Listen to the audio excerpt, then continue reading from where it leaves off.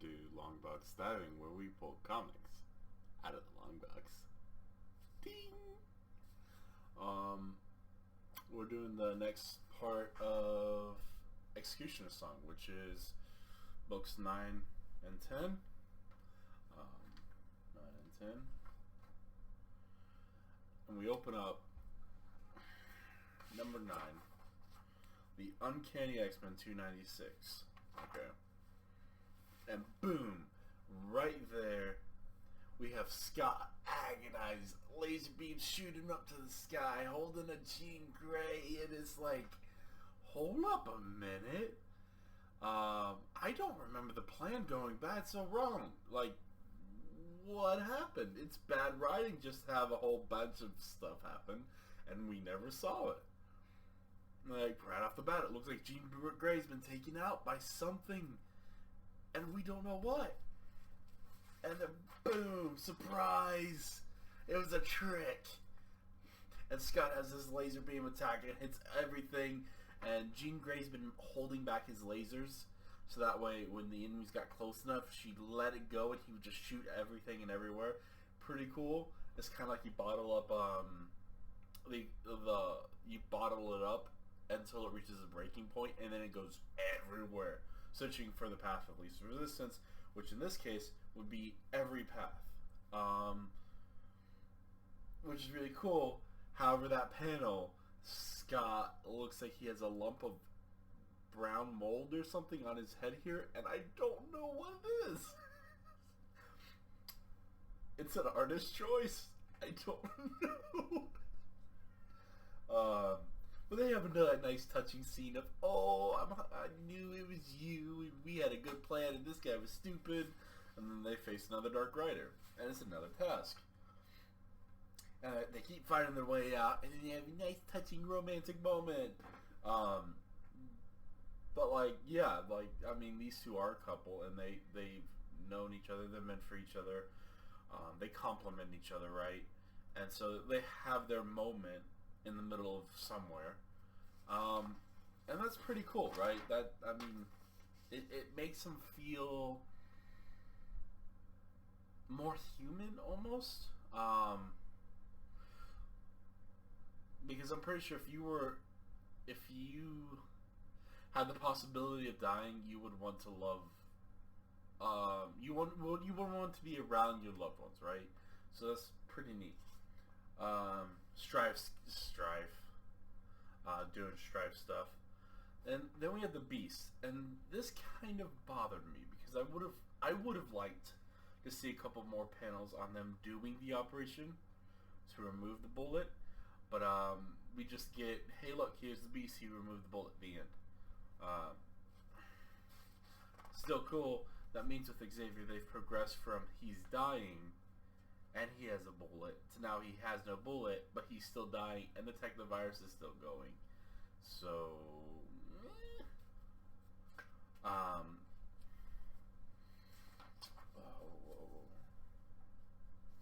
Moira cracks the code in the technovirus, and then it's a troll. Strife didn't encode like a secret Trojan kind of thing or a secret virus. Nope, it's just a troll. He's like, I'm smarter than you. I'm from the future. I could have put something dummy in the code, but no, I trolled you. I'm not impressed with Strife so far. You know, for some great villain, he seems, granted, he's supposed to act like a child, right? But he doesn't do things like very villainous. It's not cool villainy. It's like edgelord. Oh yeah, I'm so cool because I punked that kid. I was like, dude, you're not cool. Strife's been pretty cool in this run, and he's not as supposedly powerful as you. Wolverine and Bishop and Cable are having a discussion on tactics and doing the holograms to see what's the best course of action. I like this scene. Personally, I like the three of these characters together. Cable's very much like a seasoned war vet. Bishop is pretty hot-headed. Bishop is pretty hot-headed, straight to the point, and Wolverine's more of your gut feeling, instincts. He's been on the battlefield. For a long time. He has those instincts of, he may not be the smartest guy in the room, but he definitely knows what he's talking about. And so these three, like, I mean, they're all similar characters, right? They're all the big burly guys, but they are different characters in that dynamic, right? So they're similar but different, and I like the playoff because we can see their interactions. Scott and Jean find a baby. Scott and Jean, in the middle of evil Strive's place, find a baby. Hooked into the walls. And of course Jean senses life force in it. And so it must be a living baby. The end.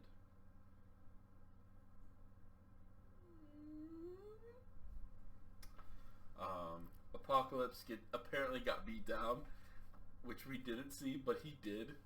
And they're like, why would we want you to help us, and blah blah blah.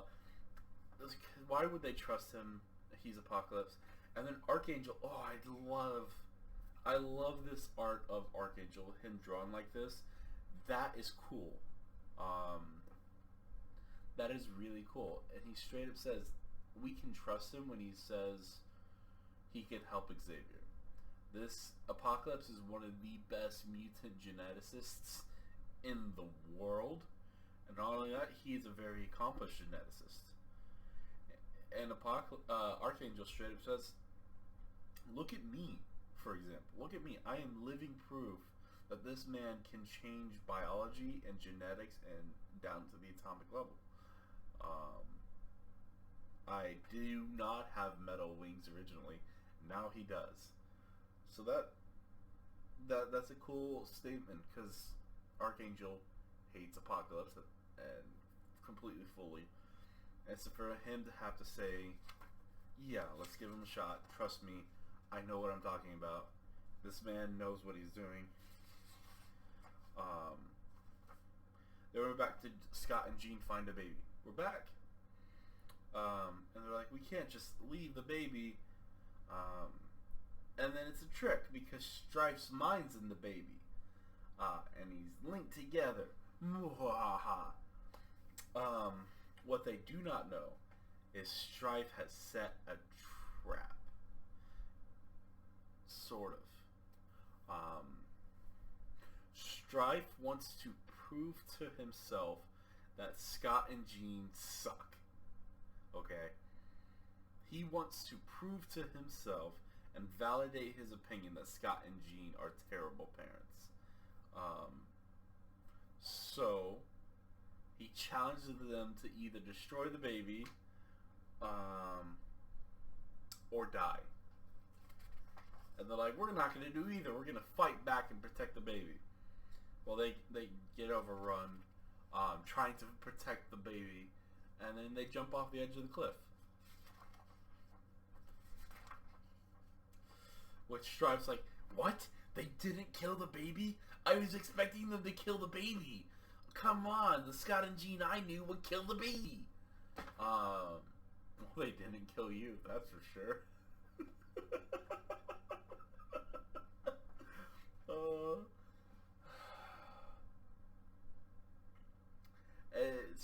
Strive's having a mental breakdown because he assumed that they would kill the baby to save themselves, because that's, I guess, what they did in his timeline. And they didn't. They jumped off the edge of the tower. And he's like, I don't know what to do now. Again, he acts like a child.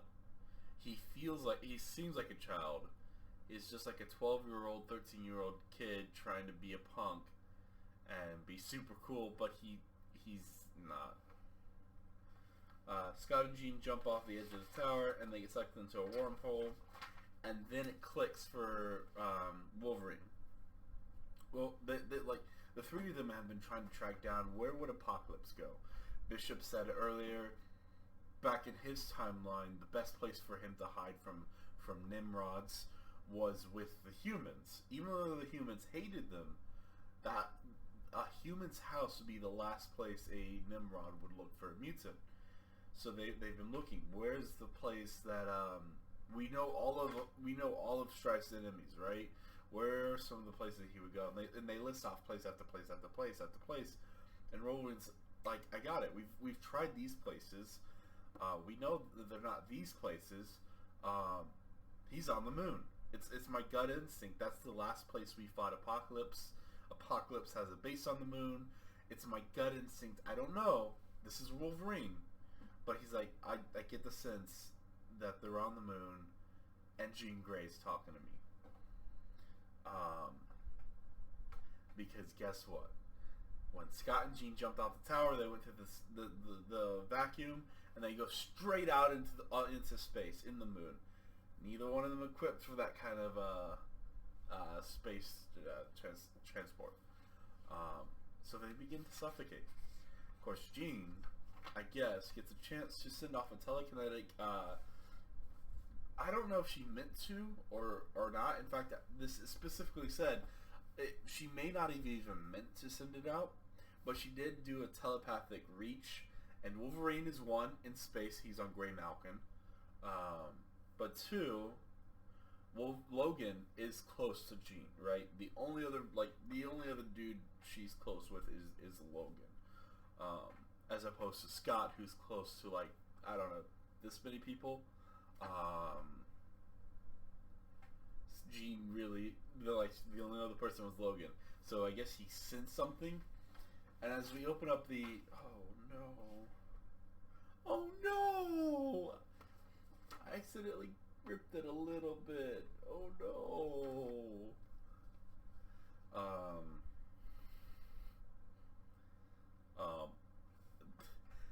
The intro of the next comic is a cool shot, and I can't get over that I accidentally just ripped a little bit of the seam. So it's a cool shot. Scott and Jean are there. They're like, Scott has the glowing red eye. But we move on. Wolverine's like, hey, look, Storm, this is my guess. And Storm's like, nope, you're not doing that. Bad idea. No. And she says to come to Earth, and Cable's like, no, I'm not doing that. You guys still want to kill me. You guys still have X-Force locked up, you know. X-Force? Yes, maybe. You guys still have of team members locked up, so no, I'm not going down. And then we get a whole page of them dying. Scott and Jean, they're suffocating still. And this is, I keep harping on X Factor comics because the colorist, everything is blank space, and it's really dark. And this comic is, again, no exception. This is another comic where everything is just really, really, really dark. Who was the artist for this?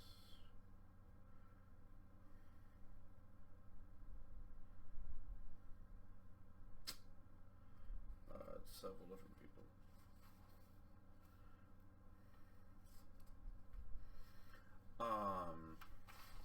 And Strife's there, and Strife sees him. I do have to say, I kind of like how they draw characters in this comic. I don't. It's a different stylized approach, but I do like how they draw characters and how they look. And that's just a personal preference. But like, Storm looks cool to me. Bishop looks cool to me. Cable looks cool here. Wolverine looks cool. Havoc looks cool. I don't know. I like how their faces are drawn.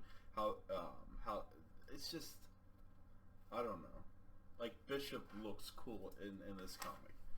So, that's just a personal preference. But again, this comic is way too dark. So Storm gets a strike team to go to the moon. That's all you need to know for the next couple pages. And then we have Strife, who's very much taunting, and again, the 12-year-old kid abandoned by his parents issue. And he's messing with them on the moon, even though they're still suffocating in a little bubble. So this is where it gets better. Apocalypse like, you let me do the operation. They finally relent. They agree. Archangel's vouching for him, so they go and do it. Maddox stops Havoc, right? And he says, "Hey, dude, one of my clones just went out over at the hospital. This is something that happened a couple issues ago, and I didn't know how it was relevant. Well, they brought it up again. And again, I don't know how it's relevant, but they brought it up. So, there's that. We then go to Grey Malkin. I do have to say, I like the little interludes where they go to Grey Malkin, and it's just three of them sitting there. Bishop's just standing, staring out at space. Wolverine's playing cards, and Cable's carving. Again, it's those personalities that they're all similar people, but they have distinct personalities. Bishop is a focus on the task. Is antsy once they get out there. Cable is doing something productive and like a seasoned vet, and Wolverine is just relaxing. I mean, there's nothing for him to do instinctually. That's interesting. So Apocalypse gets to go starts to do the operation, and nobody trusts him. Archangel's like, hey, Archangel in this comics, it also has this full suit on. He has red lines. You'll see it on the cover. And Apocalypse pulled out this thing, and as he's throwing it down, Hank McCoy's like, "Yo, what are you doing? What is that?" And Apocalypse doesn't answer. He just stabs it into Professor X, and you see this explosion of metal just everywhere. Val is being annoying all through this, and then Val's like, "Oh no, Archangel turned evil. He's under the control of Apocalypse," and Archangel just doesn't say anything. He's like, "No, I'm not." We then have another freaking set of panels where, again, I don't know how it's relevant. I'm waiting for this to pay off, but it's Maddox's clone at the hospital, and he falls out of bed. And then we see Grey Malkin again, and it's just the three of them carving stuff again.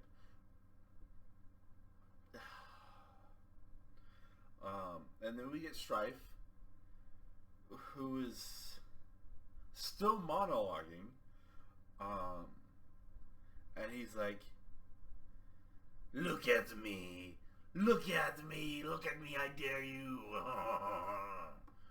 Say that you need me, say that you want me." And Scott and Gina are like, "No." That's it. I mean, other than his monologue, read it if you want to. It's just and then we get another set of panels of the three people on the moon. It's funny because apparently Cable's been carving out Domino, so that's funny. He's been carving a little statue of Domino. Wolverine has not moved a single card from his hand. He's been thinking real hard about it, but they're like, "Yeah, we're done. We're bored." Again, it's the three personalities. They're all very similar people. Different sides of the same thing, but they are similar. But Apocalypse is like, treatment's done. Professor X is cured, and he kills the bug. Well, the rest of the team ask him, "What did you do?" And he's like, "Well, the way the virus works is it feeds on human flesh. What I did was essentially hyperdrive it to the point where Xavier was not enough for it.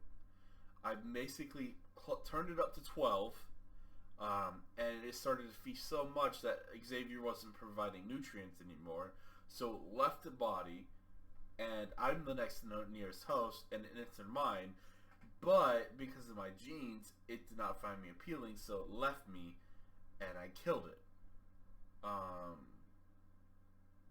Which is cool. Bishop, Wolverine, and Cable get to the moon. Like, I mean, they could just body side there, you know? So, they get to the moon, and they see a horde of enemies. And that's the end of that comic.